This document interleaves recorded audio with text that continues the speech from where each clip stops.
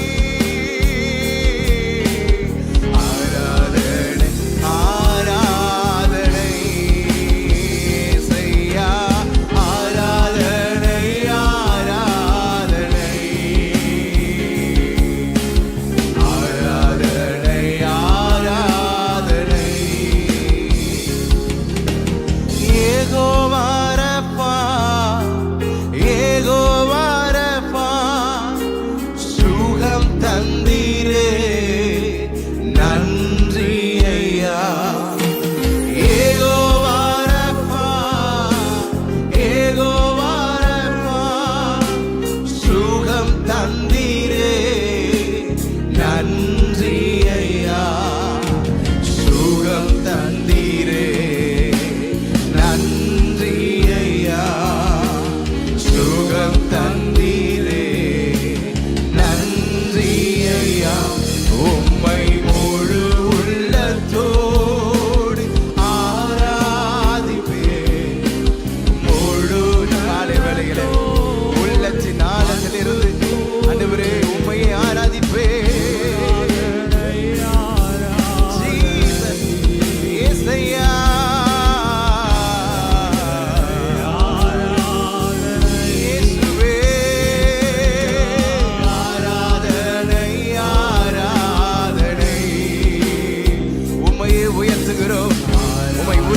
பற்றி கொண்ட மனதை உடையவன் உம்மையே நம்பி இருக்கிறபடியினாலே நீர் அவனை பூரண சமாதானத்தோடு காத்துக் கொள்பவராயிருப்பவரே, சமாதானத்தை தருகிறவரே, உம்மை உயர்த்துகிறோம், உம்மை ஆராதிக்கிறோம். என் நாமத்தை பிரஸ்தாபப்படுத்துகிற எந்த ஸ்தானத்திலும் வந்து நான் ஆசீர்வதிப்பேன், நன்மை செய்வேன் என்று சொன்னவரே, இந்த காலை வேளையிலே உம்முடைய பிரசன்னத்தில் அமர்ந்து உம்மை ஆராதித்துக் கொண்டிருக்கிற ஒவ்வொரு பிள்ளைங்க மேல உம்முடைய உன்னதமான கரம், உம்முடைய தெய்வீக கரம் இப்பொழுது இறங்குவதாக. ஆராதித்துக் கொண்டிருக்கிற ஒவ்வொரு பிள்ளைகளுடைய வாழ்க்கையிலே சூழ்நிலைகளை மாற்றுகிற ஒரு ஜெயமுள்ள கரம் இப்பொழுது இறங்குகிறதற்காக நன்றி என்று சொல்லி நல்ல தலைக்கு மேல 2 கரங்களை தட்டி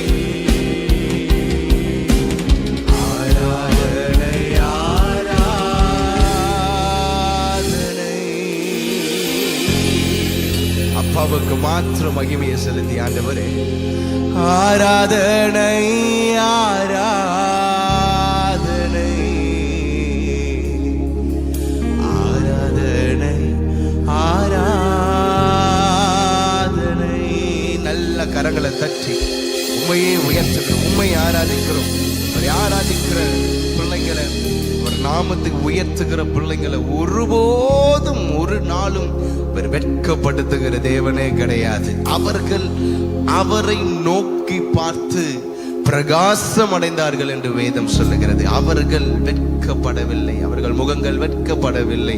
ஆண்டவர் நம்மை உயர்த்துகிற தேவன், நம்மை பிரகாசிப்பிக்கிற தேவன். அவருடைய கிருபையினாலே, இரக்கத்தினாலே, நன்மையினாலே நம்மை முடிசூட்டி நம்மை பாதுகாக்கிற தேவனாய் இருக்கிறார். எத்தனையோ வாக்கு தத்தங்களை நம்முடைய வாழ்க்கையிலே கொடுத்தவர், அந்த வாக்கு தத்தங்களை நம்முடைய வாழ்க்கையில நிறைவேற்றுகிற தேவனாய் இருக்கிறார். மனிதர்கள் சொன்ன வார்த்தைகளை மறந்து போகலாம், ஆனால் கர்த்தர் ஒரு வார்த்தையை உங்கள் வாழ்க்கையிலே கொடுத்திருப்பார் என்று சொன்னால் அவர் மறந்து விடுகிற தெய்வம் அல்ல, அவர் நிறைவேற்றுகிற தெய்வம். நிச்சயமாகவே முடிவு உண்டு, உன் நம்பிக்கை வீண் போகாது என்று சொன்ன வார்த்தையின்படியே நிச்சயமாகவே அவர் உங்கள் வாழ்க்கையிலே ஒரு சொல்யூஷனை, ஒரு தீர்வை வைத்திருக்கிறார்னு விசுவாசிக்கிற தேவ பிள்ளைங்க, உணர்வோடு ஆண்டவரை நம்ம ஆராதிக்க போகிறோம். கர்த்தர் தொடர்ந்து தம்முடைய மகிமையின் பிரசன்னத்தினாலே அவர் நம்மை நிரப்புகிறதற்கு போதுமானவராய் இருக்கிறார். ஹல்லேலூயா. ஆறுகள் என் மேல் புரள்வதில்லை, அக்கினி என்னை தொடுவதில்லை. சொல்லுவோமா? வாக்குத்தத்தத்தை கொடுத்தவர் அவர் உண்மையுள்ளவர். எந்த காரியமும் என்னை நெருக்க முடியாது. எத்தனை சூழ்நிலைகள் எதிராய் வரட்டுமே, எரிகோ எனக்கு முன்பாக இருக்கட்டுமே, செங்கடல் எங்களுக்கு முன்பாக இருக்கட்டுமே, அதே தடைகளுக்கு நடுவாக நமக்காக அவர் பாதையை உண்டு பண்ணுகிற தேவனாய் இருக்கிறார். உணர்ந்து பாடுவோமா? ஆறுகள் என் மேல் புரள்வதில்லை, அக்கினி என்னை தொடுவதில்லை. ஆறுகள் என் மேல் புரள்வதில்லை, அக்கினி என்னை தொடுவதில்லை. நீர் மேல் நடந்தவர் நீதானையா, நீர் மேல் நடந்தவர் நீதானையா. ஜீவன் நீரூற்றாய் வருபவரே, ஜீவன் நீரூற்றாய் வருபவரே. கிருப கிருப உங்க கிருப கிருப கிருப கிருப காக்கும் கிருப கிருப கிருப கிருப உங்க கிருப கிருப கிருப கிருப காக்கும் கிருப கிருப. ஏசப்பா உங்க கிருபையாலே காப்பீங்க என்ன வழுவாமலே, ஏசப்பா உங்க கிருபையாலே காப்பீங்க என்ன வழுவாமலே. கிருப கிருப உங்க கிருப கிருப கிருப கிருப காக்கும் கிருப. சொல்லுமா, கிருப கிருப உங்க கிருப கிருப கிருப கிருப காக்கும் கிருப கிருப. பொல்லாப்பு எனக்கு நேருவதில்லை, வாதை என்னை அணுகுவதில்லை. பொல்லாப்பு எனக்கு நேருவதில்லை, வாதை என்னை அணுகுவதில்லை. உன்னத அடைக்கலம் நீதானையா, உன்னத அடைக்கலம் நீதானையா. வழிகள் எல்லாம் காத்திடுவி, வழிகள் எல்லாம் காத்திடுவி. கிருப கிருப உங்க கிருப கிருப கிருப கிருப காக்கும் கிருப கிருப கிருப கிருப உங்க கிருப கிருப கிருப கிருப காக்கும் கிருப கிருப. ஏசப்பா உங்க கிருபையாலே காப்பீங்க என்ன வழுவாமலே. ஏசப்பா உங்க கிருபையாலே காப்பீங்க என்ன வழுவாமலே. கிருப கிருப உங்க கிருப கிருப கிருப கிருப காக்கும் கிருப கிருப. சொல்லுவோம், கிருப கிருப உங்க கிருப கிருப கிருப கிருப காக்கும் கிருப கிருப. அள்ளி அள்ளி கொடுப்பவரே, கொடுப்பேன் உமக்காய் அனைத்தையுமே. அள்ளி அள்ளி கொடுப்பவரே, கொடுப்பேன் உமக்காய் அனைத்தையுமே. பதவி பெருமை செல்வமெல்லாம், பதவி பெருமை செல்வமெல்லாம் தந்தவர் உமக்கே தந்திடுவே, தந்தவர் உமக்கே தந்திடுவே.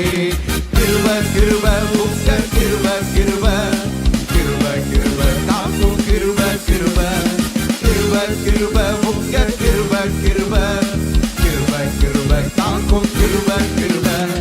ஏசப்பா உங்க கிருபையாலே காப்பீங்க என்ன வழுவாமலே.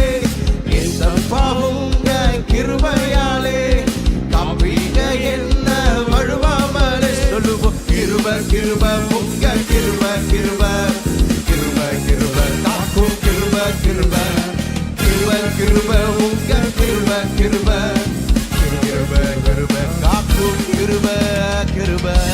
ஹalleluya. எத்தனை பேர் விசுவாசிக்கிறீங்க? ஒரு வாக்குத்தத்தம் கொடுத்தவர், பொல்லாப்பு வாதை உன் கூடாரத்தை அணுகாது, பொல்லாப்பு உனக்கு நேரிடாது என்று சொல்லி.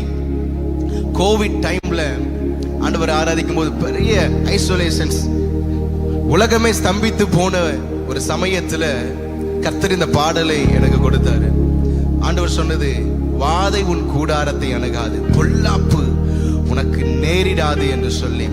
அவருடைய கிருபை, அவருடைய பலன், அவருடைய அன்பு, அவருடைய பாதுகாப்பு நமக்கு இருக்கும் பொழுது எந்த நோயும் எந்த பேயும் நம்மை தொடுவதற்கு அனுமதியே கிடையாது. எத்தனை பேர் விசுவாசிக்கிறீங்க? உணர்ந்த அந்த ஒரு அடிகளை மாத்திரம், பொல்லாப்பு எனக்கு நேருவதில்லை, வாதை என்னை அணுகுவதில்லை, என் உன்னத அடைக்கலம் நீங்க தான் சொல்லி நல்ல உணர்ந்து, ஜீசஸ் பொல்லாப்பு எனக்கு நேருவதில்லை, வாதை என்னை அணுகுவதில்லை, பொல்லாப்பு எனக்கு நேருவதில்லை, வாதை என்னை அணுகுவதில்லை. உன்னத அடைக்கலம் நீதானையா, எங்கள் உன்னத அடைக்கலம் நீதானையா. வழிகள் எல்லாம் காத்திடுவீர், எங்கள் வழிகள் எல்லாம் காத்திடுவீர். கிருப கிருப உங்க கிருப கிருப கிருப கிருப காக்கும் கிருப கிருப கிருப கிருப உங்க. இந்த காலை வேளையில அந்த உன்னதமான கிருபையினாலே நம்மை நிரப்புகிறதுக்கு அவர் போதுமானவர். ஏசப்பா உங்க கிருபையாலே காப்பீங்க என்ன, ஆமென். ஏசப்பா உங்க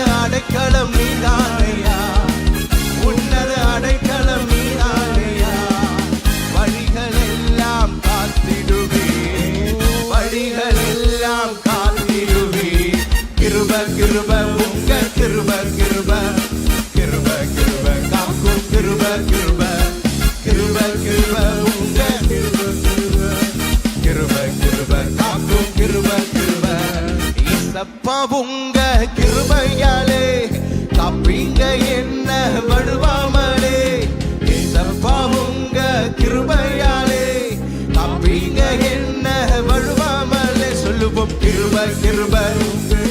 ஆமென். நன்றி அப்பா, உம்முடைய கிருபையினாலே நீரங்களை நிரப்புகிறதற்காக நன்றி ஆண்டவரே. நாங்கள் நம்புகிறது அவராலே வரும், உம்மாலே நாங்கள் நம்புகிற காரியத்திற்கு ஜெயம் கொடுக்கிறவரே உம்மை உயர்த்துகிறோம், உம்மை ஆராதிக்கிறோம் என்று சொல்லி காலைதோறும் புதிய கிருபையினாலே ஜீவனுள்ள நானெல்லாம் நன்மையும் கிருபையும் தொடரும்படிக்கு காலையிலே உம்முடைய கிருபையினாலே உம்முடைய பிள்ளைகளை திருப்தியாக்குவீராக. உம்மை ஆராதித்துக் கொண்டிருக்கிற ஒவ்வொரு பிள்ளைகளையும் இப்பொழுதே திருப்தியாக்குவீராக. உம்முடைய வாக்குத்தத்தத்தின் நன்மைகளினாலே உம்முடைய பிள்ளைகளை நிரப்புவீராக. நீர் சொன்னால் சொன்னதுதான், நீர் வாக்கு மாறாதவர், வாக்கு தத்தங்களை நிறைவேற்றுகிறவர்.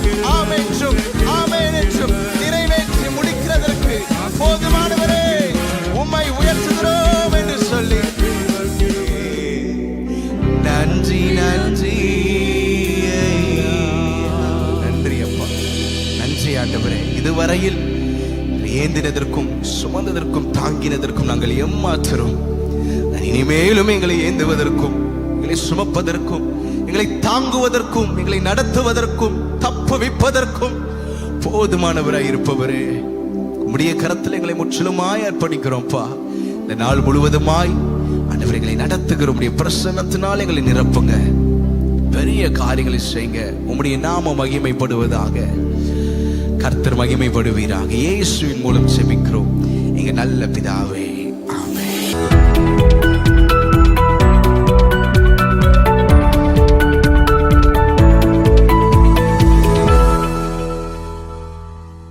இந்த நாளுக்கான ரேமா வார்த்தை நீதிமொழிகளின் புஸ்தகம் 3ஆம் அதிகாரம் 23ஆம் வசனம்.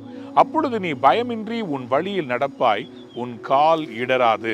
அன்பான தேவனுடைய பிள்ளைகளே, ஆண்டவர் இன்னைக்கு உங்களை பார்த்து வாக்குத்தத்தமாய் சொல்லுகிறார், உன் வழியிலே நீ இடர மாட்டா, உன் வழியிலே நீ செவ்வையாக நடப்பாய். இந்த சிமெண்ட் பேவ்மெண்ட்டை போட்டிருக்கிறதுனால நடக்கிறதுக்கு ஈஸியா இருக்கு. ஒருவேளை இது கல்லும் மண்ணும் கரடுமா இருந்துச்சுன்னா நடக்க முடியாது. இங்க ஒரு இந்த பேவ்மெண்ட் போட்டதுனால, இந்த வாக்வே போட்டதுனால எல்லாரும் இதுல நடக்கிறாங்க, எக்ஸசைஸ் பண்றாங்க. அதே மாதிரி தான் கர்த்தர் இன்னைக்கு உங்களுக்காக ஒரு வழியை ஆயத்தம் பண்ண போகிறார். God is going to make you a way. நீ பயமின்றி உன் வழியில நடப்பாய். இந்த இடத்துல நடக்கிறவங்களுக்கு பயம் இல்லை. பாருங்க, எனக்கு பக்கத்துல வெளியில இருக்கிற ரோட்ல கார் போகுது, ஆனா இங்க கார் வர்றதில்லை. எனக்கு அதை பத்தி பயமே இல்லை. நான் இந்த வழியில சந்தோஷமா தைரியமா நடந்து வந்தேன். இதே மாதிரி கர்த்தர் உங்களுக்கு ஒரு வழியை ஆயத்தம் பண்ண போகிறார். நீங்களும் பயமின்றி நடக்கும்படி உங்களுக்காக ஒரு வழியை வாழ்க்கையில வைத்திருக்கிறார். நீங்கள் தோற்று போவதில்லை. உங்களுக்கு கர்த்தர் நேர் வழியை வச்சிருக்கிறார். உங்களுடைய வாழ்க்கையில நீங்க சுத்தி சுத்தி நடந்தது முடிய போகிறது. ஆண்டவர் பயமின்றி நீங்க நடக்கும்படி உங்களுக்காக வழியை ஆயத்தம் பண்ணி வைக்கிறது மட்டுமல்ல, உங்கள் கால் இடராதான். அப்படின்னா என்ன அர்த்தம்?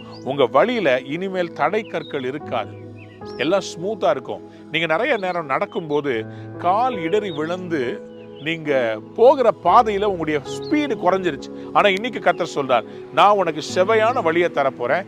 இனிமேல் உன் கால் இடராது, நீ சீராக ஓடுவாய். உங்கள் வாழ்க்கையில இதுவரைக்கும் அந்த தடுமாற்றங்கள் முடிகிறது. பணத்துல இருக்கட்டும், பொருளாதாரத்துல இருக்கட்டும், உங்களுடைய குடும்பத்துல இருக்கட்டும், உங்க வேலையில இருக்கட்டும், இனிமேல் உங்க கால் இடராது. உங்களை கர்த்தர் ஆசீர்வாதம் வைப்பார். உங்க வழியை அவர் வாய்க்க செய்வார். God bless you. Have a wonderful day.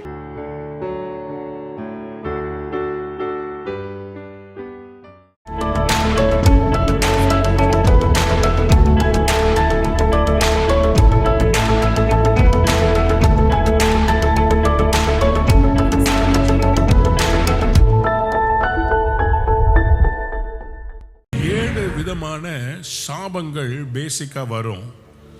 அந்த 7 விதமான சாபங்கள் எப்படிப்பட்டது என்றால், முதலாவதாக உபாகமம் 28:14 சொல்கிறது, இன்று நான் உனக்கு விதிக்கிற இன்று நான் உனக்கு விதிக்கிற உன் தேவனாகிய கர்த்தரின் கட்டளைகளை தேவனாகிய கர்த்தரின் கட்டளைகளை கைக்கொள்ளும்படி அவைகளின்படி நடக்கவும் அவைகளுக்கு செவி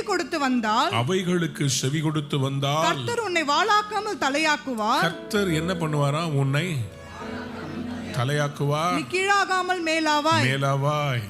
இன்று நான் உனக்கு விதிக்கிறேன். தேவனாகிய கர்த்தருடைய எல்லா கற்பனைகளின்படியும் கட்டளைகளின்படியும் நடக்க கவனமா இருப்பதற்கு அவர் சத்தத்திற்கு செவி கொடாதே போவாயாகில். சத்தத்திற்கு செவி கொடாமல் போவாயாகில். இப்பொழுது சொல்லப்படும் சாபங்கள் எல்லாம் உன்மேல் வந்து உனக்கு பலிக்கும். ஆண்டவருக்கு கீழ்ப்படியலன்னு சொல்லி சொன்னா அது பலிக்கும், சாபமாய் மாறிவிடும். என்னென்ன சாபங்கள் 16ஆம் வசனத்திலிருந்து வாசிக்கும் போது, நீ பட்டணத்திலும் சபிக்கப்பட்டிருப்பாய், வெளியிலும் சபிக்கப்பட்டிருப்பாய், கூடையும் மாபேசுகிற உன் தொட்டியும் சபிக்கப்பட்டிருக்கும். பாருங்க, எல்லாமே ஆப்போசிட், எதிர்மறையா இருக்கிறது.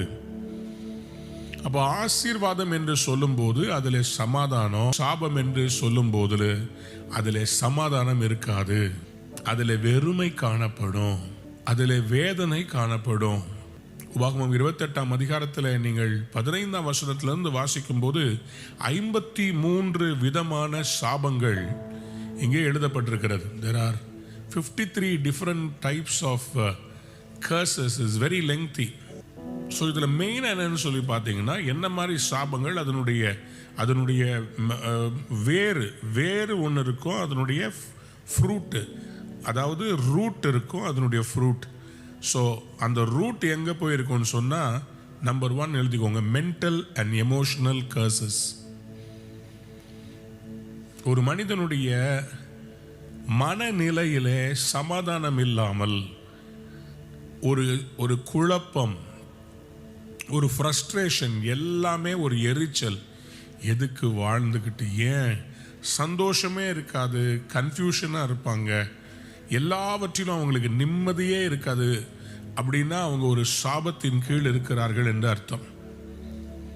இன்னைக்கு உங்களுக்கு சொல்லப்படுகிற இந்த செய்தியில ஒருவேளை சில சிம்டம்ஸ் உங்களுடைய குடும்பத்திலோ உங்க தனிப்பட்ட வாழ்விலோ காணப்படுமானால், தயவு செய்து இன்னைக்கு ஆண்டவர்கிட்ட நெருங்கி வாங்க.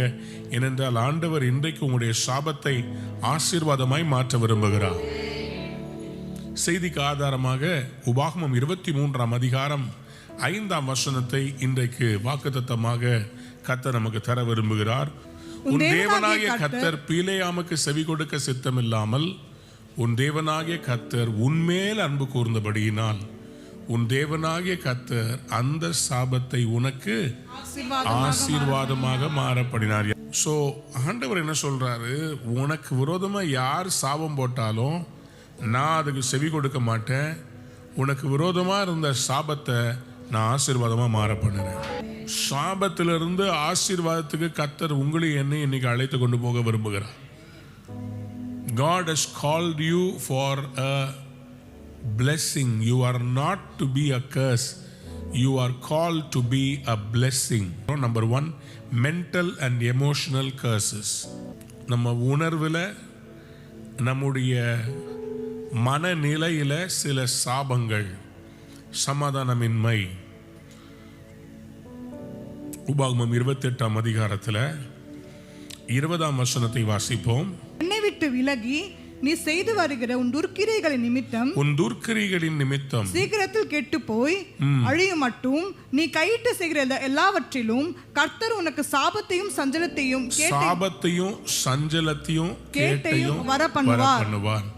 Confusion, rebuke in everything you put your hand into. நீ எதிலெல்லாம் கை வைக்கிறியோ அதிலெல்லாம் ஒரு குழப்பம் இருக்கும், அதில் ஒரு செழிப்பு இருக்காது, அதில் ஒரு குழப்பம் இருக்கும், அதில் ஒரு சஞ்சலம் இருக்கும்.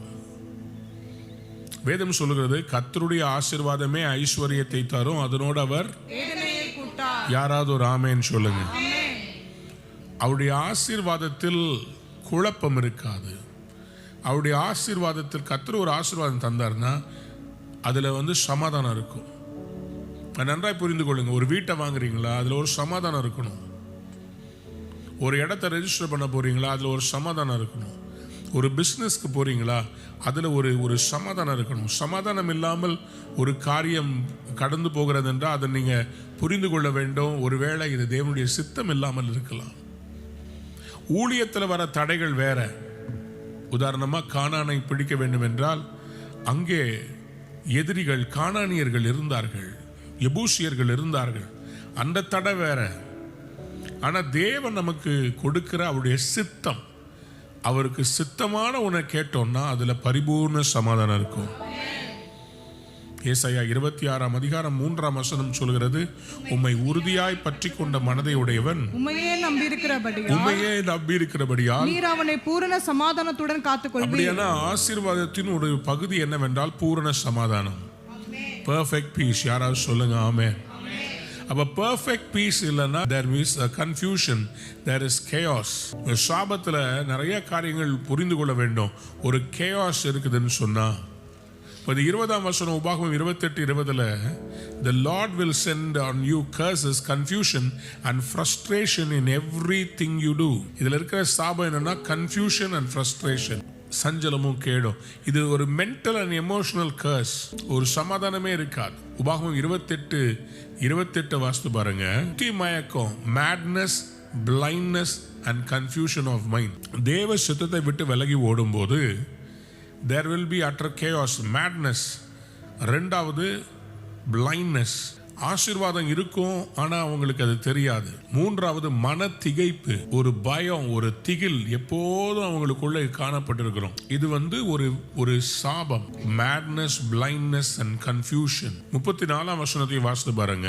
உன் கண்கள் என்னெல்லாம் பார்க்குதோ அதனால என்ன பண்ணுவ? will drive you mad. மதி மயங்கின்னு சொன்னா உன் மதி, உன்னுடைய மனம், உன்னுடைய ஞானம் அது மங்கி போய்விடும். எதை? உன் கண்கள் காணும் அந்த காரியங்களினாலே. இப்படியெல்லாம் நடக்கும்ன்றதை உங்களுக்கு காண்பிக்கிறேன். மென்டல் அண்ட் எமோஷனல் கர்சஸ் எப்படி இருக்கும்? 65 வசனத்தை பாருங்க. அந்த ஜாதிகளுக்குள்ளே உனக்கு இளைப்பாறுதல் இராது, உன் உள்ளங்கால்கள் தங்கி தரிக்க இடமும் இராது. அங்கே கர்த்தர் உனக்கு தத்தளிக்கிற இருதயத்தையும் சோர்ந்து போகிற கண்களையும் மன சஞ்சலத்தையும் கொடுப்பார். மன சஞ்சலமும் அங்க நடக்குமா? ஆங்ஷியஸ் மைண்ட், தத்தளிக்கிற இருதயம், கண்கள் சோர்ந்து போகிற கண்கள், அண்ட் மன சஞ்சலம், டெஸ்பேரிங் ஹார்ட். இதெல்லாம் மென்டல் அண்ட் எமோஷனல் கர்சஸ். இப்படி ஒரு காரியம் உங்க குடும்பத்தில் இருந்துச்சுன்னா ஆண்டவர்கிட்ட கேட்டு ஜெபித்து இன்றைக்கு இந்த காரியத்தில் விடுதலையை வாங்க வேண்டும். Mental and emotional curse. Number 2, physical curses. சரீர பிரகாரமான சாபங்கள், சரீரத்தை அஃபெக்ட் பண்ணக்கூடிய சாபங்கள் இருக்கிறது. Physical curses. உபாகமம் 28 அதிகாரம் 21 வசனம் இப்படியாக சொல்கிறது, நீ சுதந்தரிக்கும் தேசத்தில் கர்த்தர் உன்னை நிர்மூலமாக்கும் மட்டும் கொள்ளை நோய் உன்னை பிடித்துக் கொள்ள பண்ணுவார். என்ன செய்வாரு? கொள்ளை நோய் பிடித்துக் கொள்ள பண்ணுவார். we are dealing with the types of curses. ஒரு வியாதி உங்களுக்கு வந்திருக்குதுன்னா அந்த வியாதியினுடைய ஆழம் என்னன்னு தெரியணுமா இல்லையா? ஒரு ஃபீவருக்கும் ஒரு கேன்சருக்கும் வித்தியாசம் இருக்குது. ஃபீவர் வெறும் மருந்து போட்டு சுகமாயிடும். ஆனால் கேன்சர் எங்கே ஸ்ப்ரெட் ஆகிருக்குதுன்னு பார்க்கணும், அதனுடைய வேர் எங்கன்னு கண்டுபிடிக்கணும், அதை ட்ரீட் பண்ணணும். ஒரு டியூமர் இருக்குதுன்னா அந்த டியூமர் ஏன் அந்த மாதிரி சீஜர், ஏன் வலிப்பு கொண்டு வருது, அந்த டியூமர் எங்கே உட்கார்ந்து இருக்குது, அதை எப்படி எடுக்கிறது, எந்த இடத்துல நமக்கு பிரச்சனை இருக்குன்னு காண்பிக்கிறார். அதை நம்ம வேற எடுத்துட்டோம்னா கர்த்தர் இன்னைக்கு விடுதலை கொடுத்துருவார். அப்ப நான் நம்புறேன் இந்த சரீர பிரகாரமா இருக்கிற சாபத்தை கர்த்தரால மாற்ற முடியும். சில வியாதியினுடைய வேர்கள் சாபம், சில வியாதிகள் அது சாபத்து நிமித்தமாய் ஒரு மனிதனுடைய வாழ்க்கையிலே வருகிறது. ஸோ அது என்னன்னு பார்க்கலாம். ஸோ இந்த 21 வசனம் உபாகமம் 28:21 வசனம் சொல்கிறது, diseases, the Lord will plague you with diseases. கொள்ளை நோய் உன்னை பிடித்துக் கொள்ளும். கொள்ளை நோய், pestilence. 22 வசனம் சொல்லுகிறது, கர்த்தர் உன்னை ஈழையினாலும், ஈழைனா அங்க போட்டிருக்குது அது வேஸ்டிங் டிசீஸ். வேஸ்டிங் டிசீஸ் அப்படின்னா அந்த வியாதி வந்துருச்சுன்னா அது உன்னை கொஞ்சம் கொஞ்சமா உருக்கும், உருக்கொலைய செய்யும்.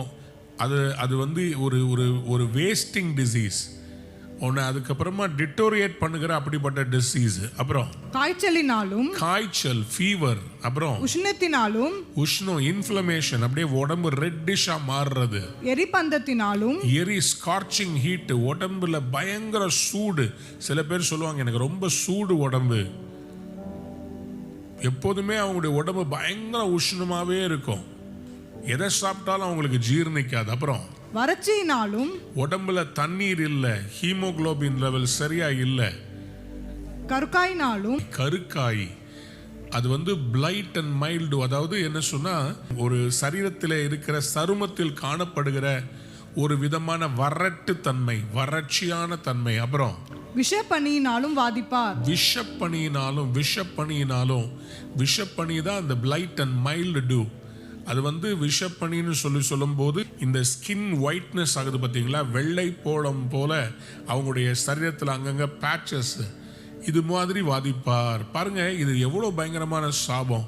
இது எல்லாம் பைபிளில் எழுதி இருக்குதுங்க. பாயில்ஸ், டியூமர்ஸ், ஃபெஸ்டரிங் சோர்ஸ், அதாவது புண் ஆறாததா இருக்கு பார்த்தீங்களா, அந்த புண்ணு ஆறவே ஆறாது. இதெல்லாம் ஒரு வகையான சாபம். அப்புறம் ஈச்சு, இந்த சில பேர் சொரிஞ்சுக்கிட்டே இருப்பாங்க அடிக்கடி, அவங்க சரீரத்தில் இந்த ஸ்கின் ரேஷஸ் வருகிறது. நிறைய குடும்பத்தில் இந்த சாப கட்டை உடைச்சு, தேவனுடைய கிருபையினால சொல்றேன், சாபத்தை உடைச்சா கர்த்தர் உங்களுடைய ஆசீர்வாதத்தின் மேல் ஆசீர்வாதத்தால அவர் நிரப்புவார். சாபத்தை மாற்ற முடியும். அதுக்காக தான் ஆண்டவராகிய இயேசு கிறிஸ்து தன் ஜீவனையே சிலுவையில் கொடுத்தார். உபாகமம் 28:28. கர்த்தர் உன்னை புத்தி மயக்கத்தினாலும், குருட்டாட்டத்தினாலும், மன திகைப்பினாலும் வாதிப்பார். குருட்டாட்டம், பிளைண்ட்னஸ், இது சரீர பிரகாரமான பிளைண்ட்னஸும் இன்க்ளூடட்.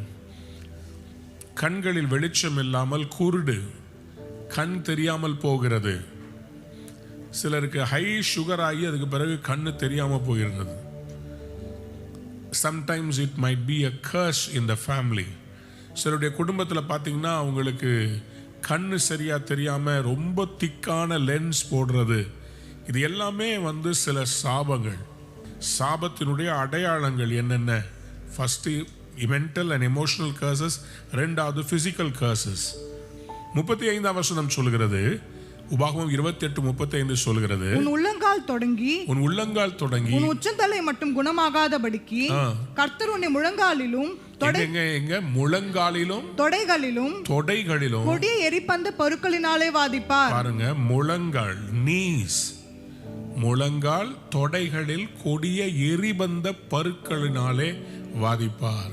ஸோ நிறைய பேருக்கு நீங்க பார்த்தீங்கன்னா அந்த தொட பகுதியில் அவங்களுக்கு ஏற்படுற இந்த இன்ஃபெக்ஷன்ஸ், அது சம்டைம்ஸ் அது லேடிஸ்க்கு யூரினரி இன்ஃபெக்ஷனாக யூடிஐன்னு சொல்லுவாங்க. அந்த இன்ஃபெக்ஷனாக மாதிரி அவங்களுடைய தொடை பகுதிகளில் இந்த எரிபந்தம் போல அரிச்சுக்கிட்டே இருக்கும், அது சொரியணும் போல இருக்கும். ஆனால் சொரிஞ்சிங்கன்னா அந்த அரிப்பு போகாது, எவ்வளோ க்ரீம் போட்டாலும் குணமாகாது. நம் பல வேளைகளிலே ஆண்டவருடைய கிருபையினாலே நம்முடைய கூட்டங்களில் அநேகம் பேருக்கு இருக்கிற இப்படிப்பட்ட சாபங்களை கர்த்தர் முறிக்கிறதை பார்த்திருக்கிறேன். ஸ்கின் ப்ராப்ளமோட இது ஒரு சாபக்கட்டு. சாபங்கள் முறிக்கப்பட வேண்டும். கீழிருந்து உச்சந்தலை மட்டும் சில வகையான அந்த சொரியாசிஸ் ஸ்கேல்ஸ் அப்படியே உடம்புல இருந்து அப்படியே செதிலாய் விழுகிறது. சில கருமையான பேச்சஸ், இதெல்லாம் சாபத்தினுடைய விளைவுகள். நீங்க ஆண்டவராக இயேசுவின் ரத்தத்தாலே, விலையேற பெற்ற ரத்தத்தாலே மீட்கப்பட்டவர்கள். அவர் தான் சொன்னாரு யாத்திராமம் 23:5, வியாதியை உன்னை விட்டு அப்படின்னு சொன்னா விலக்கிடுவாரு, அந்த வியாதி இருக்காது. சோ இந்த காரியங்களை நாம் ஆண்டவர்கிட்ட கேட்டு இதுல இருந்து விடுதலை பெற்றுக்கொள்ள வேண்டும். உபாகமம் 28:59 வசனத்தை வாசித்து பாருங்க. 59:60. கர்த்தர் நீங்காத பெரிய வாதைகளினாலும், நீங்காத கொடிய ரோகங்களாலும் உன்னையும் உன் சந்ததியும் அதிசயமாய் வாதித்து, உன்னையும் சந்ததி எப்படி அதிசயமாய் வாதித்து நீ கண்டு பயந்த எகிப்து வியாதிகள் எல்லாம் உன்மேல் வருவிப்பார். அவைகள் உன்னை பற்றி கொள்ளும். என்னுடைய கேள்வி என்னன்னு சொன்னா, ஆண்டவர் யாத்ராமம் 15ஆம் அதிகாரம் 26ஆம் வசனத்துல இஸ்ரவேல் ஜனங்களுக்கு ஒரு வாக்குத்தத்தம் கொடுக்கிறார். இந்த சாபத்தை பற்றியெல்லாம் அவங்களுக்கு அறிவிக்கிறதுக்கு முன்னாடி அவங்கள எகிப்திலிருந்து வெளியே கொண்டு வந்த உடனேயே ஃபஸ்ட்டு அவங்களுக்கு கொடுக்குற ப்ராமிஸ், இந்த சாபத்தை பற்றியெல்லாம் கர்த்தர் இவ்வளவு விலாவரியாக பேசுறதுக்கு முன்னாடி முதல்ல அவங்கள பார்த்து கொடுத்தது ஆசீர்வாதம் தான். என்ன ஆசீர்வாதம்? யாத்ராமம் 15:26 என்ன சொல்லுகிறது? நீ உன் தேவனாகிய கர்த்தரின் சத்தத்தை கவனமாய் கேட்டு அவர் பார்வைக்கு செம்மையானவைகளை செய்து அவர் கட்டளைகளுக்கு செவி கொடுத்து அவர் நியமங்கள் யாவையும் கைக்கொண்டார். நான் எகிப்திற்கு வரப்பண்ணின வியாதிகளில், நல்லா கவனிங்க, எகிப்தியருக்கு வரப்பண்ணின வியாதிகளில் ஒன்றையும் உனக்கு வரப்பண்ணேன். நானே உன் பரிகாரிகை கர்த்தர் என்றார். ஏன் நான் உன் பரிகாரி? பரிகாரினா என்ன? தமிழ்ல யோசித்து பாருங்க. பரிகாரம் இல்ல, இதுக்கு நீங்க இந்த பரிகாரம் செலுத்தினீங்கன்னா சரியா போயிடும் சொல்லுவாங்கல்ல. அப்படின்னா என்ன அர்த்தம்? இதுக்கு ஈக்குவலா ஏதோ ஒண்ணு செய்யணும், இந்த பாவத்துக்கு ஈக்குவலா ஏதோ ஒண்ணு செஞ்சு இதை கேன்சல் பண்ணும், அதுதான் பரிகாரம். டாக்டர்லாம் விடுங்க, இதை யோசிங்க. நானே உன் பரிகாரியை கர்த்தர்னா என்ன அர்த்தம்னா, ஐ ஆம் த ப்ராபிட்டியேஷன் ஆஃப் யுவர் சின்ஸ். நான் பரிகாரம்னா என்ன அர்த்தம்னா, அந்த இடத்துல நான் என்ன வச்சு உன் பாவத்தை சாபத்தெல்லாம் என் மேல வாங்கிக்கிட்டு உன்னை நான் சுகமாக்குறேன். எகிப்தியருக்கு வரப்பண்ணின எந்த வியாதியையும் உனக்கு இன்று கண்ட எகிப்தியனை. ஆண்டவர் தெளிவா சொல்றாரு, நீ எனக்கு செவி கொடுத்தீனா நானே உன் பரிகாரியாகிய கர்த்தர். ஏசாயா 53ஆம் அதிகாரம் 5ஆம் வசனத்தை வாசித்து பார்க்கும்போது அந்த பரிகாரி எப்படி அந்த வியாதிகளின் மேல் அவர் அதிகாரம் கொடுக்கிறார், வியாதிகளை மாற்றுகிறார் என்று வேதம் சொல்லு. ஏசாயா 53:5 நம்முடைய மீறுதல்கள் நிமித்தம் for our transgressions அவர் காயப்பட்டு he was pierced. நம்முடைய அக்கிரமங்கள் நிமித்தம் for all our sins our நொறுக்கப்பட்டார். our iniquities he was crushed. நமக்கு சமாதானத்தை உண்டு பண்ணும் ஆக்கினை, the peace to give to us, அவர் மேல் வந்தது. he suffered violence, அவருடைய தழும்புகளால் குணமாகிறோம். by his wounds we are healed. அவருடைய தழும்புகளால் குணமாகிறதுக்கு காரணம் என்னன்னா, அந்த தழும்பு ஏன் வந்தது? நம்மாலே வந்தது. அவருடைய தழும்புகளால் உங்கள் சாபத்திலிருந்து நீங்கள் குணமானீர்கள். எத்தனை பேர் ஆமேன் சொல்ல விரும்புறீங்க? சத்தமா ஆமேன் சொல்லுங்க. ஹல்லேலூயா. சாபத்தை ஆசீர்வாதமாய் மாற பண்ணுவார். மூன்றாவது சாபம் ஃபேமிலி ரிலேஷன்ஷிப்ஸ்ல வருகிற சாபம். இதுல குடும்பம் உடைகிறது ஒரு சாபம். உபாகமம் 28ஆம் அதிகாரம் 30ஆம் வசனத்தை வாசித்து பாருங்கள். பெண்ணை உனக்கு நியமிப்பாய், நீ ஒரு பெண்ணை, you will engage a girl, வேறொருவன் அவளுடன் சயனிப்பான், and somebody else will live with her.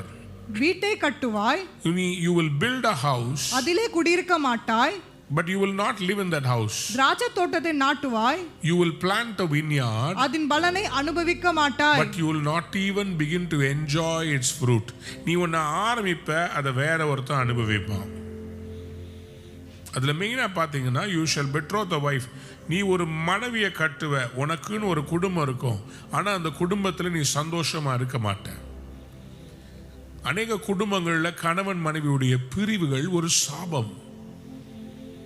தொடர்ச்சியா பாத்தீங்கன்னா அப்பா அம்மா பிரிஞ்சிருப்பாங்க, அதே மாதிரி பிள்ளைகளும் பிரிஞ்சிருப்பாங்க. ஒரே வீட்டில் அப்பா அம்மா இருப்பாங்க, ரெண்டு பேரும் வேற வேற வாழ்க்கை வாழ்ந்துட்டு இருப்பாங்க. கணவனுக்கு வேற ஒரு வைஃப் இருப்பாங்க. இந்த பெண்மணி கண்ணீர் விட்டு கஷ்டப்பட்டு தன் பிள்ளைகளை வளர்த்துக்கிட்டு இருப்பாங்க. அது பார்த்தீங்கன்னா எல்லா சகோதரிகளுடைய வாழ்க்கையிலும் அந்த மாதிரி இருக்கும். அந்த தலைமுறையா அது பிரச்சனைகள் வந்துகிட்டே இருக்கும். அதே மாதிரி குடும்பத்தில் ஒருத்தவங்களுக்கு திருமணமாகாமல் இருக்கும். ஒவ்வொரு தலைமுறையிலும், அதுக்கு முந்தின தலைமுறையிலையும் பார்த்தீங்கன்னா திருமணமாகாமல் இருப்பாங்க. குடும்பத்தில் பிரச்சனைகள் இருக்கும். குடிக்கிற கணவர்கள் இருப்பாங்க, வேசித்தனம் பண்ணுகிற நபர்கள் இருப்பாங்க, மனைவி இருக்கும்போதே வேறொரு மனைவியோட வாழ்றவங்க இருப்பாங்க. ஃபேமிலி ரிலேஷன்ஷிப்ஸ் இதெல்லாம் ஒரு வகையான சாபம். இது கணவன் மனைவிக்குள்ள மட்டும் இல்லை, பிள்ளைகளுக்குள்ள இது வரும். உபாகமம் 28ஆம் அதிகாரம் 32ஆம் வசனம் சொல்கிறது, உன் குமாரரும் உன் குமாரத்திகளும் அந்நிய ஜனங்களுக்கு ஒப்பு கொடுக்கப்படுவார்கள். அந்நிய ஜனங்களுக்கு ஒப்பு கொடுக்கப்படுவார்கள்.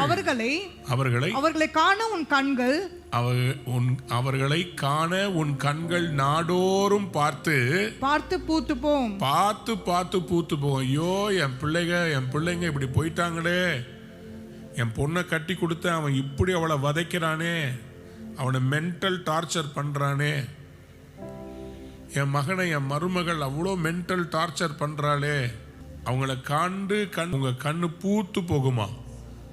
இது ஒரு வகையான சாபம். கட்டி கொடுத்தா சந்தோஷமா வைக்கணும், கட்டி கொடுத்தா அதுல சமாதானம் இருக்கணும். இந்த சாபத்தை கர்த்தர் மாற்றுவாரா?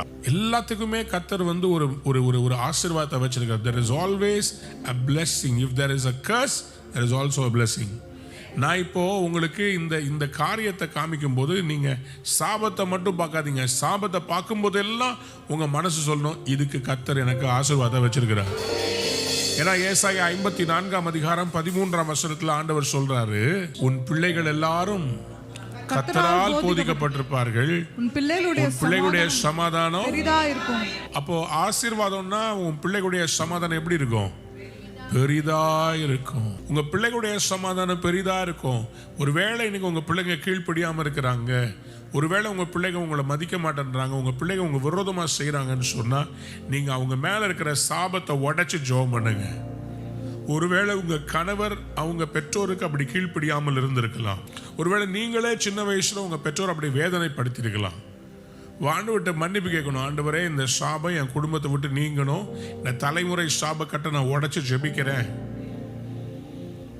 இவங்க வாலிப வயதில் அவங்க பெற்றோரை நோகடித்து அவங்களுக்கு கீழ்ப்படியாம கண்ணீர் வடிக்க விட்டு வாலிபனோட அல்லது வாலிப பிள்ளையோட அவங்க சுற்றி அவங்க பெற்றோருடைய பெயரை இவங்க ரொம்ப வேதனைப்படுத்தியிருப்பாங்க. அது அப்படியே விடாது. உங்களுக்கும் அதை புரிய வைக்கிறதுக்கு கர்த்தர் உங்க பிள்ளைகள் மத்தியிலையும் அந்த காரியம் வரும்போது அப்பதான் நமக்கு தெரியும், ஐயோ நம்ம பெற்றோர் இப்படி வேதனைப்படுத்தணுமே. அப்போ நம்ம என்ன பண்ணணும்? ரிப்பென்ட் பண்ணி ஆண்டவர்கிட்ட மன்னிப்பு கேட்கணும். ஆண்டவரே, நான் தெரியாம இந்த மாதிரி செஞ்சிட்டேன், தயவு செய்து இந்த சாபம் என் பிள்ளைங்க மேல வந்துடக்கூடாது, என் பெற்றோருடைய கண்ணீர் என் பிள்ளைங்க மேல வந்துடக்கூடாது. மன்னிப்பு கேட்டு ஜெபம் பண்ணா கர்த்தர் அந்த சாபத்தை உங்களுக்கு ஆசீர்வாதமாய் மாற பண்ணுவார். ஸோ இந்த ஃபேமிலி ரிலேஷன்ஷிப்ஸ்ல இருக்க சாபத்தை கர்த்தர் உடைக்க போறார். 4வது பாவர்ட்டி, வறுமை. இந்த வறுமை என்பது நமக்கு ஏற்றம் இறக்கம் இருக்கிறது தப்பு கிடையாது. ஆனா எவ்வளோ ஏற்றம் வந்தாலும் இறக்கத்திலே இருக்கக்கூடாதுல்ல. ஏற்றம் இறக்கம் இருக்கிறது ஆண்டவருடைய சித்தம் இல்லை. அவர் ஆசீர்வதிக்கவே, அப்படின்னா ஆசீர்வாதத்திலிருந்து அடுத்த ஆசீர்வாதத்தை தருவேன் தான் சொன்னார் தவிர, ஆசீர்வதித்துட்டு திருப்பி கீழே இறக்கிட்டு திருப்பி ஆசீர்வதிச்சு நீ இருந்த நிலையிலேயே 88ஆம் வருஷத்துல இருந்த மாதிரியே இன்னைக்கு வரைக்கும் வைக்க மாட்டார். உங்களை அன்னைக்கு விட இன்னைக்கு நல்லா வச்சிருப்பார். தடைகள் வரலாம், பிரச்சனைகள் வரலாம், சோதனைகள் வரலாம், நீங்க கீழே போகக்கூடாது. அதுக்குதான் சில அன்வைஸ் டெசிஷன் எடுக்கக்கூடாது. எப்போதுமே சொல்றேன், உங்க பிஸ்னஸ்லயோ உங்க குடும்பத்திலயோ நீங்க ரிஸ்க் எடுக்கலாம். எவ்வளோன்னா நீங்க சமாளிக்க வேண்டிய அளவு அல்ல சமாளிக்கக்கூடிய அளவு தான் ரிஸ்க் எடுக்கணும். நம்ம குடும்பத்தை யோசிக்கணும். சிலர் கொண்டு போய் வீட்டை அடமான வச்சு எதையாவது பிஸ்னஸ்ல போட்டு லாஸ் ஆகி கடைசியில் பிள்ளைங்க நடுத்தூரில் நிற்கிறது. அப்படி செய்யவே செய்யாதீங்க. உங்களுக்கு இருக்கிற மிகுதியில் நீங்கள் ஏதாவது செய்யுங்க. உங்க குடும்பத்தையும் பெற்றோரையும் பிள்ளைகளையும் பாதிக்கிற மாதிரி எந்த ஒரு காரியத்தையும் செஞ்சிடாதீங்க. யார் சொல்றாங்க இங்கே போட்டு அங்கே போட்டு உடனே பெருசாயிடும் சாபம். பாருங்க, உபாகமம் 28ஆம் அதிகாரம் 29ஆம் வசனத்தை வாசித்து பாருங்க. குருடன் அந்தகாரத்தில் தடவி திரிகிறது போல, குருடன் அந்தகாரத்தில் தடவி திரிகிறது போல நீ பட்ட பகலிலே தடவி கொண்டு திரிவாய். பட்ட பகல்ல என்ன பண்ணிக்கிட்டு இருப்ப? தடவி கொண்டு திரிவாய். பட்ட பகல்லையே தடவிட்டு திரிவானா? ஒண்ணுமே தெரியாதான். சரி, அது ஏன் அப்படி சொல்றாரு? வேலை வாசிங்க. உன் வழிகளில் ஒன்றும் உனக்கு வாய்க்காதே போம். சோர்ந்து போயிடாதீங்க. இதெல்லாம் தெரியணும். வியாதி என்னன்னு தெரிஞ்சாதானே மெடிசன் கொடுக்க முடியும். பரம வைத்தியர் ஏசுசாமி கிட்ட வந்திருக்கிறீங்க. அவர் உட்காந்து உங்க மனசுல உங்க உடம்புல உங்க குடும்பத்தில் இருக்கிற எல்லாத்தையும் ஆராய்ஞ்சு அறிஞ்சு அதையெல்லாம் உங்களுக்கு எடுத்து சொல்றார். அதை எடுத்துட்டீங்கன்னா அந்த வேரை பிடுங்கிட்டீங்கன்னா அதனுடைய கிரியை உங்க வாழ்க்கையில இருக்கவே இருக்காது. அப்புறம் என்ன, உன் வழிகளில் ஒன்றும் வைக்காதே போகும். ஆசீர்வாதம் என்ன, அவன் செய்வதெல்லாம் வாய்க்கும். பல வருஷத்துக்கு முன்னாடி இந்த சாபம் சீரீஸை நான் டீல் பண்ணி முடிச்ச பிறகு நிறைய கல்யாணம் நடந்துச்சு, நிறைய பேருக்கு குழந்தை பிறந்துச்சு, நிறைய பேர் பிசினஸ்ல செழிப்பாகி பெரிய பிசினஸ் மேனா மாறினாங்க. இப்போதும் கர்த்தர் அதை செய்வார். அல்லேலூயா.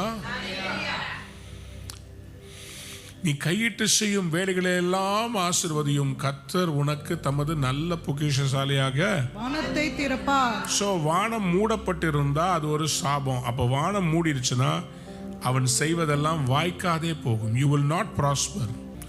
எப்படி செழிப்பு ஒரு ஆசீர்வாதமோ அது மாதிரி செழிப்பு இல்லாமல் வறுமையிலேயே வாடுவது ஒரு சாபம். அதை கர்த்தர் மாற்ற விரும்புகிறார். 28:47-48 வாசித்து பார்க்கும்போது, சகலமும் பரிபூர்ணமா இருக்கையில் நீ மனமகிழ்ச்சியோடும் களிப்போடும் உன் தேவனாகிய கர்த்தரை சேவியாமல் போனது நிமித்தம், சகலமும் உனக்கு பரிபூர்ணமா இருக்கு, எல்லாம் உனக்கு ஃபுல்லா இருக்கும்போது நீ மனமகிழ்ச்சியோடும் களிப்போடும் உன் தேவனாகிய.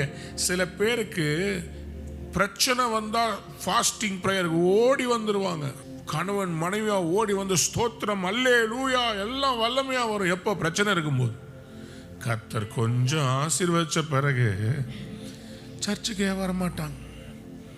கேட்டா எனக்கு அந்த வேலை இருக்குது, எனக்கு இந்த வேலை இருக்கு. இந்த சைக்கிளை பிரேக் பண்ணணும். எப்போதுமே பாருங்க, கர்த்தர் உங்களுக்கு செழிப்பை கொடுக்கும்போது அதிகமாக கர்த்தரை சேவிக்கணும். உங்களுக்கு ஞாயிற்றுக்கிழமை கோடி ரூபாய் கொடுத்தாலும் வேலை செய்யக்கூடாது.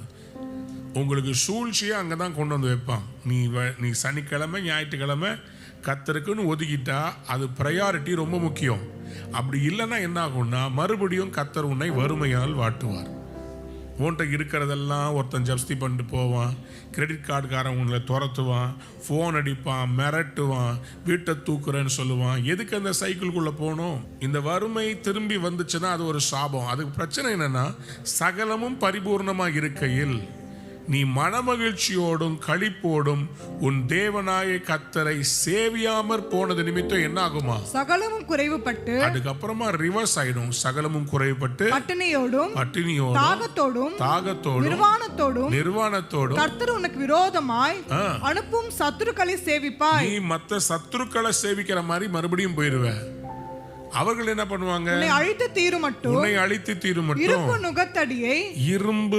நல்லா புரிஞ்சுக்கோங்க, நுகத்துல இரும்பு நுகத்தடின்னு வந்துச்சுன்னா அதுக்கு பேரு சாபம். இன்னொன்னு சொல்லிடுறேன், அந்த இரும்பு நுகத்தடி கள்ள தீர்க்க தரிசனமும் கூட.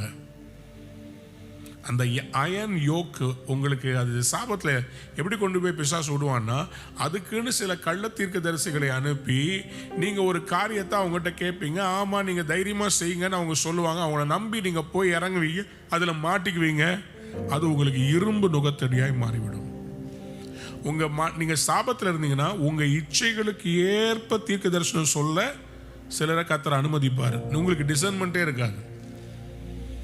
நீங்க ஃபோன் பண்ணி கேட்பீங்க, அவங்க பாட்டுக்கு கர்த்தர் உன்னை ஆசீர்வதிப்பார், ஒரு வாசலை திறக்கிறார், அதுதான் பிரதர் நீங்க போங்கன்னு சொல்லிடுவாங்க. ஸோ அது ஒரு ட்ராப்பா மாறிடக்கூடாது.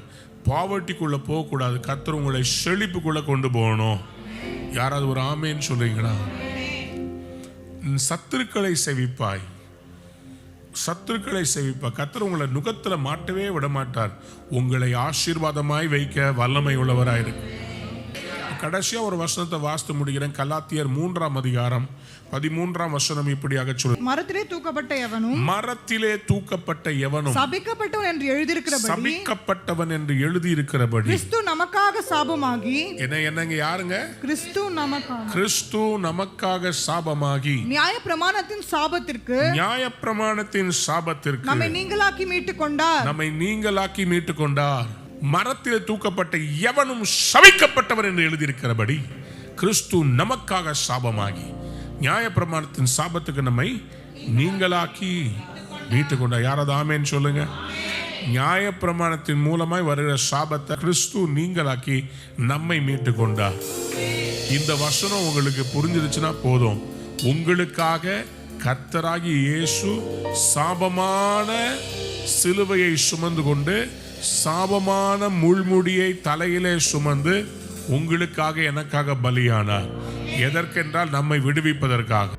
உங்கள் காணிக்கைகளை எளிதாக செலுத்த www.ruhaministries.org என்கிற எமது இணையதளத்தில் கிவ் என்கிற பக்கத்துக்கு சென்று, நீங்கள் இந்தியாவில் வசிப்பவர்கள் என்றால் எமது வங்கி எண்ணிற்கு ரேசர் பே மூலமாக டொனேட் நவ் பட்டனை கிளிக் செய்து உங்கள் பெயர், முகவரி, காணிக்கை தொகை போன்ற விவரங்களை தெளிவாக பூர்த்தி செய்து எங்களுக்கு அனுப்பலாம்.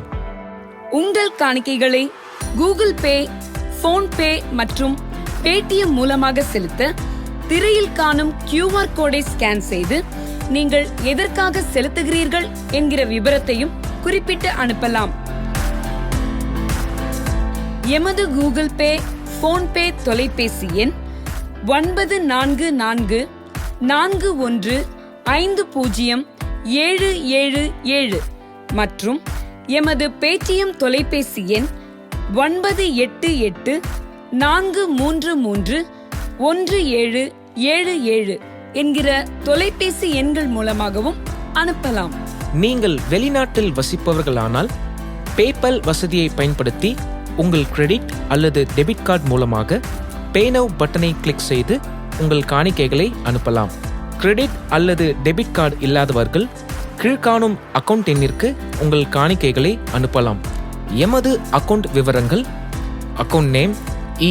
Alvin Thomas, account number 602301500930, bank name ICICI bank, branch name west Mambalam, IFSC code ICIC 0006023, swift code ICICI NBB XXX. அனுதினமும் தேவனுடைய வார்த்தையை சுமந்து திக்கற்றோரை ஆதரித்து ஆராதனை, ஜெபம் மற்றும் பல பரிமாணங்களில் இடைவிடாமல் ஊழியம் செய்கிற இந்த ஊழியத்தை உங்கள் கரங்களால் தாங்குங்கள். தேவ ஆசீர்வாதத்தை பெற்றுக்கொள்ளுங்கள்.